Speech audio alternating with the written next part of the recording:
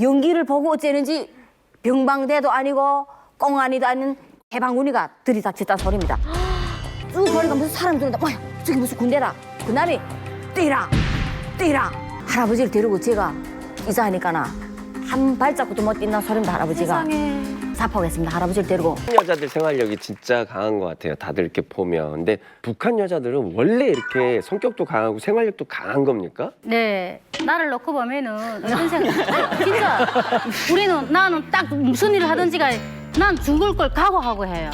내 모든 걸 다 포기하고 일단 목표물을 선정하고 거기를 그저 오직 그것만 딱 바라보고 가거든요. 북한에 이런 말이 있어요. 도리깨하고 여자는 든든해야 된다.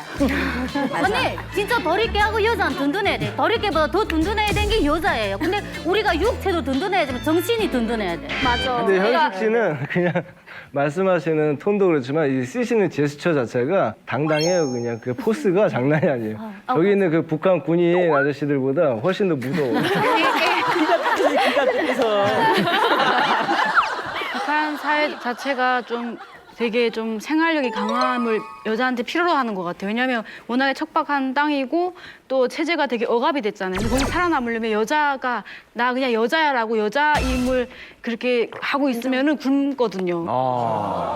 얼마 전에 이제 제가 일하는 곳에서 냉장고 문을 열어놔가지고 냉장고 문 열면 그 안에 얼음이 끼잖아요. 그치, 냉동고. 맞아. 근데 얼음이 찼는데 한국 여자들하고 제가 있었어요. 근데 한국 여자들이 그걸로 어떻게 얼었다 하면서 계속 얼음을 만지는 거예요. 줘야죠. 네, 근데 이 안에서 지금 빨리 그 내용물을 꺼내가지고 써야 되거든요. 근데 저는 얼었으면 까고 그거를 내용물을 꺼내야 되잖아요. 근데 주먹으로 이렇게 쳤어요. 깜짝 놀라는 거예요. 근데 주먹으로 아무리 쳐도 안 되는 거예요. 근데 옆에 보니까 그 소화기를 들고 와가지고 들고 올 때부터 지금 한국 여자들 눈이 커지는 거예요. 동공 확장이 되는 거예요. 근데 그걸 가져와가지고 얼음을 까니까 자기 북한 여자들 다시 봤다고 정말 이렇게 강한 줄은 몰랐다고 하더라고요. 네가 은하 씨처럼 조근조근하게 오빠 그러지 말아요. 그러다가 오빠 죽어요. 오빠 죽어요.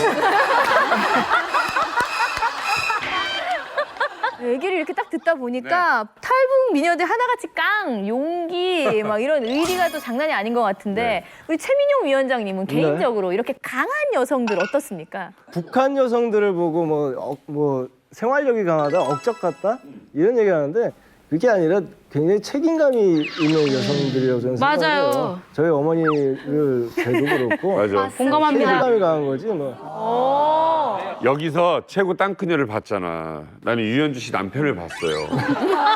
이렇게 와서 이렇게 막 챙겨줘요. 악기도 챙겨주고 안녕하세요 하는데 이렇게 보였어. 근데 그냥 기죽어서. 아, 정말요? 아, 진짜? 이게 원조하듯이 그냥.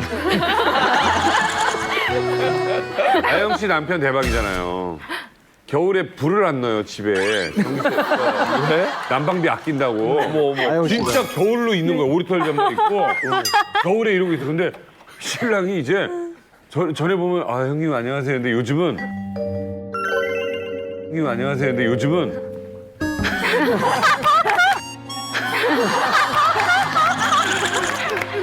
왔어. 그러면 그래도 다 만족하시는 거잖아요, 신랑들이. 그죠? 만족하죠. 왜냐면 결혼하면서 막 이렇게 재산도 이렇게 제가 좀 축적을 했는데 저 굉장히 고마워요. 너 때문에 이만큼 산다. 안 그랬으면 아직도 그 허름한 아파트를 못 벗어났을 거라고. 네. 서량 씨. 네. 서량 씨도 보통 아니잖아요. 이제 저는 제가 깡이 있다는 거를 이제 느꼈을 때 이제 군대에 있을 때 이제 강행군을 하잖아요. 장거리에서 한 20km는 지나가는 것 같아요. 네. 뛰어갔다가 오는데 제일 앞에서 뛰었거든요. 근데 이제 떨어지는 그 분들을 보면 다 상관들이었어요. 그렇지. 그래서 이제 끝나고 나서 이제 구두 표정을 받긴 했는데 어. 아무튼 깡은 있었던 것 같아요. 네. 여기서 서량 씨가 봤을 때 제일 깡이 좋은 여인은 누구예요? 거의 다 비슷한 것 같아요. 인정 안 하는 거네. 비슷하다는 거는 나보다는 없어요. 저도 뭐 이만갑하면서 느는 게 깡이더라고요. 이분들한테 올맞는지 굉장히 여성스러운 여자였는데. 아, 은혜 씨가? 예. 네가 언제? 북한에서 뇌물을 어마어마하게 받았던 음악 선생님 최영숙 씨입니다.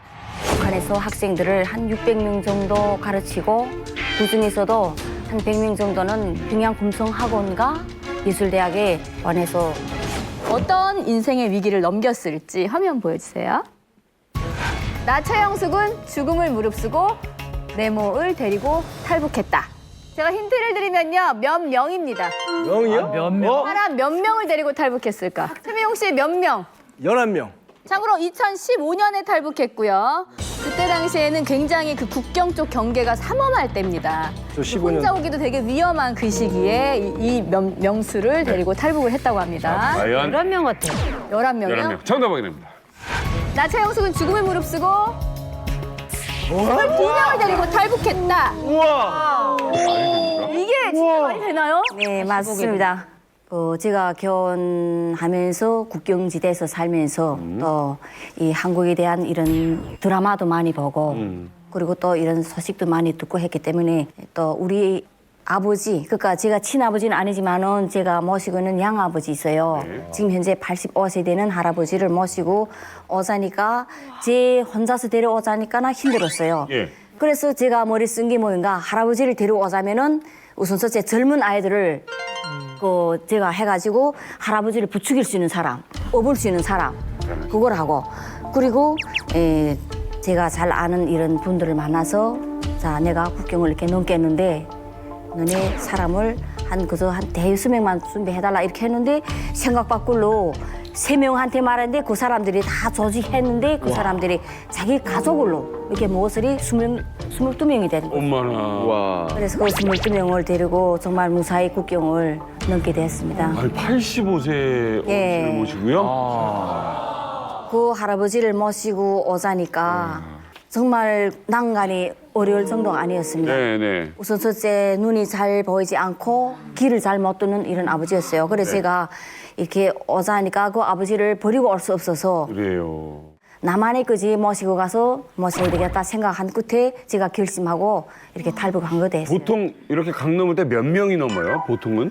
되게 대단하신 게 네. 보통은 10명 이하로 많이 가거든요. 가족 단위로 가더라도 뭐 7명, 5명이고 10명도 거의 없는데 저희 그때 홍수가 막 장마철이 막 심할 때 10명이 넘은 적이 한 번 있었어요. 근데 그 물살이 너무 세고 물이 너무 많이 올라 보니까 그 앞에 브로커가 다 이제 혹시 한 명, 두 명씩 이렇게 유실이 될까 봐 발목에 다 그 밧줄을 동여맸거든요. 근데 건너다가 한 명이 삐끗해가지고 넘어지는 바람에 다 싸그리 그 물에 쓸려간 거예요. 다음에 이제 물이 다 떠내려가고 장마가 끝나고 나서 봤는데 그 시체가 이렇게 강둑에 있어가지고 이렇게 건지니까 줄줄이 가는 그게 더 거기에 위험하지. 아기도 있었거든요. 그래서 사실 이렇게 10명 이상도 거의 없거든요. 근데 저분은 정말 대단. 22명이면 거의 진짜 영웅이라고 해야 될 것 같아요.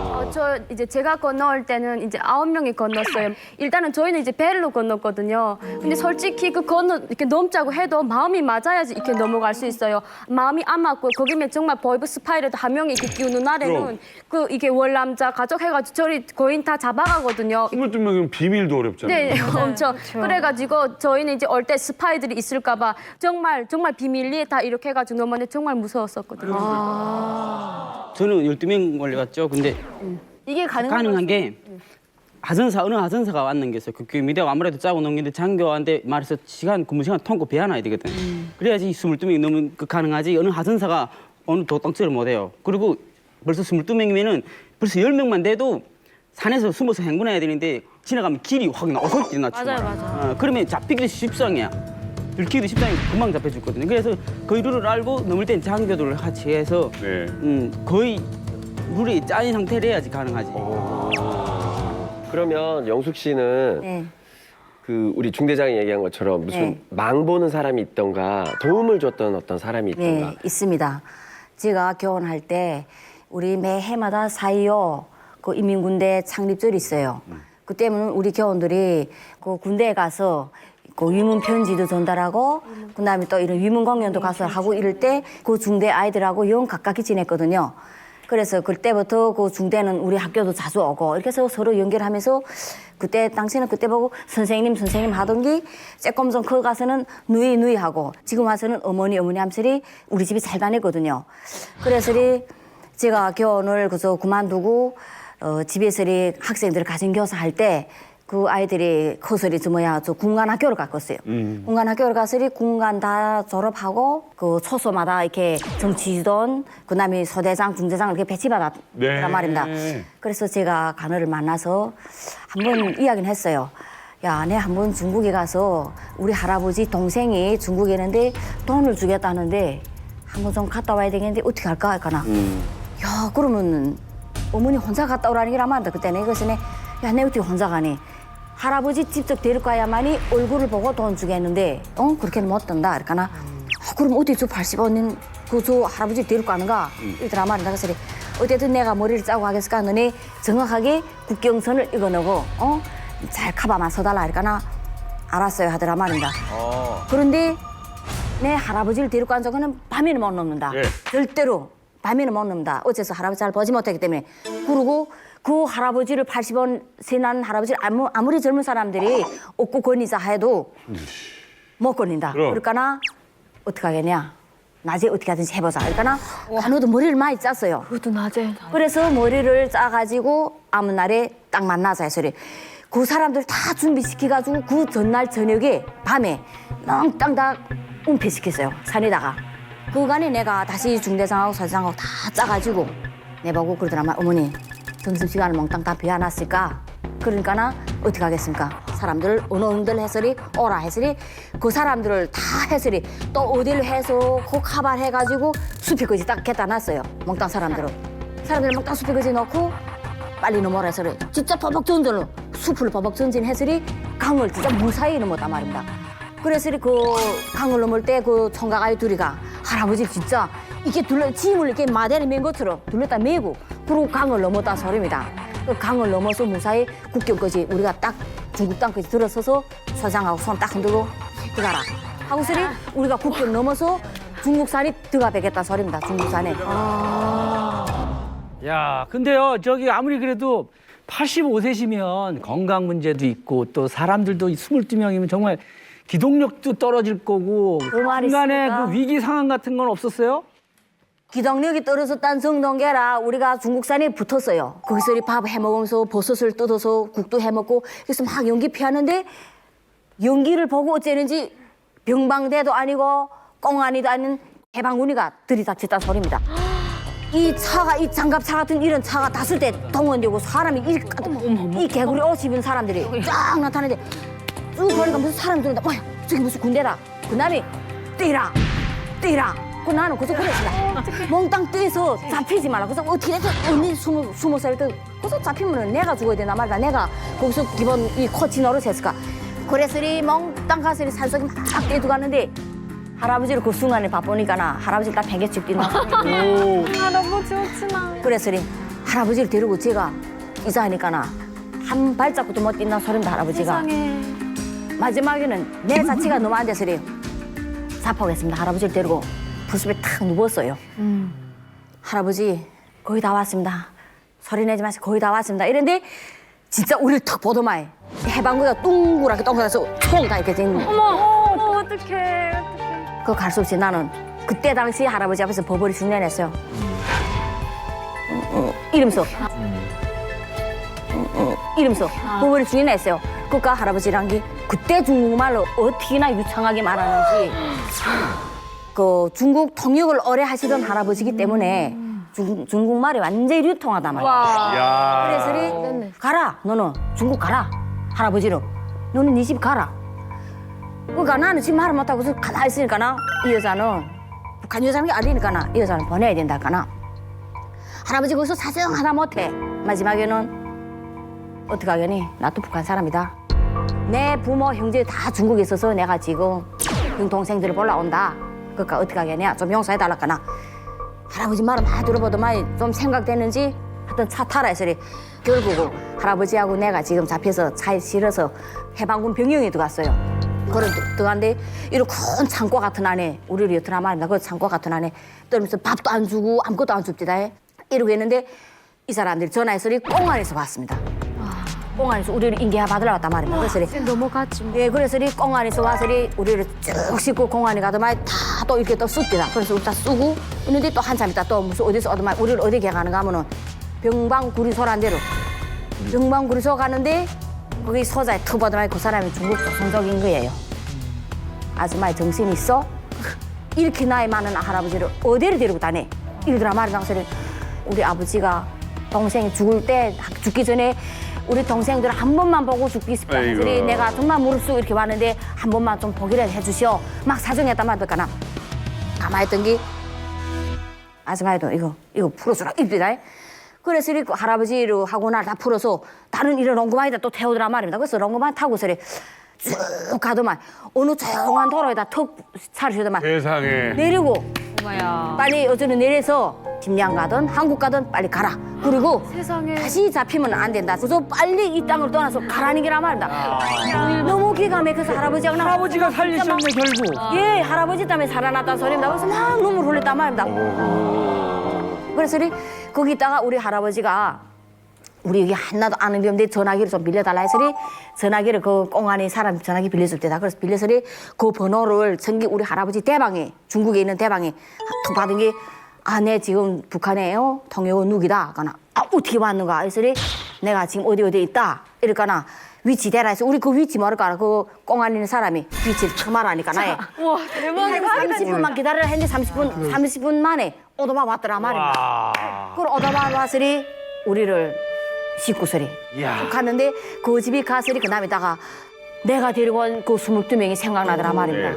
그 대방하고 같이 할아버지는 집에다 둬두고 대방하고 같이 그 3일 동안 내가 넘어도 그 산속을 오토바이 타고 3일을 다녔어요. 야 세상. 사사서 어디 다녔는데 만난 아이들을 데리고 내려왔어요. 내려와서 있다가 어떻게 하게 너네 한국 가게 내가나 한국 가겠다니라 말입니다. 그래서 그러면은 너네는 먼저 떠나라. 그리고 한국은 먼저 제가 4명을 보냈어요. 한국을. 그다음에 거기 있다가 제가 다른 사람들을 찾지 못하고 있었는데 그때 당시 제가 좀 몸이 아팠어요. 이 몸이 어째 이렇게 아플까 해서리 대방이 신분증 가지고 보증인을 해가지고 우리 조카가 이렇게 놀러 왔는데 어떻게 한가 검진해보자 해서 검진했는데 제가 거기서 암이란 진단을 받았어요. 암이요? 예. 무슨 암이요? 유방암. 세상에. 그래서 유방암 진단 턱 받아서 그니까 제가 한국이 빨리 와서 유방암 수술을 받아야 되겠다 이 생각했는데 병원에서 빨리 수술해야 된다 해서 그래서 수술했어요. 중국에서. 세상에. 그래 수술을 하고 또 그다음에 또 치료받는 어간에 그 우리 22명 아이들을 1명, 2명 만나게 했어요. 그래서 만나게 돼서 한국 가겠다는 아이들은 또 한국도 보내고 그렇게 하면서 제가 거기서 있다 나니까나 5달 동안은 거기서 중국에서 치료도 받으면서 거기서 부럽고 역할을 하면서 한국도 많이 보냈댔어요. 그 할아버지는 지금 어디 계세요? 제가 모시고 있어요. 여기 한국 같이 오셨어요? 네. 할아버지는 한국에서 지금 오신 게 좋으시대요? 할아버지 고향이 여기 경상북도 대구예요. 우리 할아버지 고향이. 웬일입니까? 그래서 할아버지 고향에 와서 저는 묻히기 싶다 해서 정말 길을 쓰고 와서 지금 하시는데 우리 하나원 국정원 다 나와서 정말 배려를 많이 받고 나오니까 지금은 건강하시고 행복해 하세요? 네, 건강하시고 지금은 대단히 기뻐하세요 할아버지가. 지금까지 이 얘기를 쭉 들어보니까 다 필요 없고 최영숙 씨가 최고의 탱크녀네요. 의리도 있고 22분을 다 흩어진 것까지 다 나가서 다시 다 책임지고 다 찾아갖고 또 모시고 할아버지 끝까지 정말 챙겨갖고 다 여기까지 오신 거 보면 정말 최고의 탱크녀 같습니다. 말씀 들으면서 계속 그 영화 신들러 리스트가 계속 생각나는 거예요. 그러네. 북한의 신들러 같은 신들.